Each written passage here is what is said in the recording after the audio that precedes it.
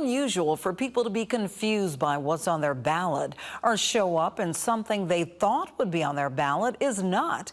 And that's happening to some people concerning the local race for Third Circuit Court, as Teresa Schmidt reports. It's always frustrating for people who go to vote expecting to cast a ballot in a certain race, only to find out that race is not on their ballot. The Third Circuit Court of Appeal is one of those some are confused about. Dee Myers went to vote expecting to cast a ballot in that race. I see these billboards all over town for all of these different people I've never heard of.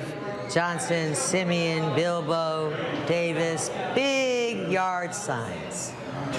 And then they're not on my ballot.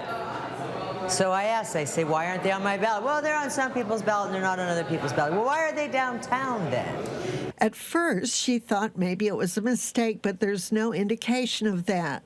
All or parts of 5 parishes vote in the race between Judge Clayton Davis of Lake Charles and Anthony Eves of Pitkin.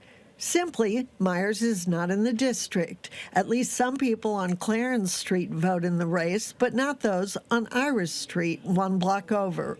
It makes me feel cheated that I can't voice my vote where I had expected to for weeks. Been looking forward to this. There was no map on display to show how the Third Circuit is broken down into districts and then further divided into sections. Plus, there are minority subdistricts.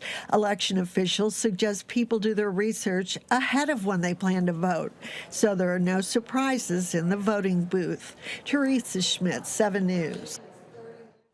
Voters can view their individual ballots online before they head to the polls. Specific ballots as well as precinct locations are available on the Secretary of State's website or the Secretary of State's app.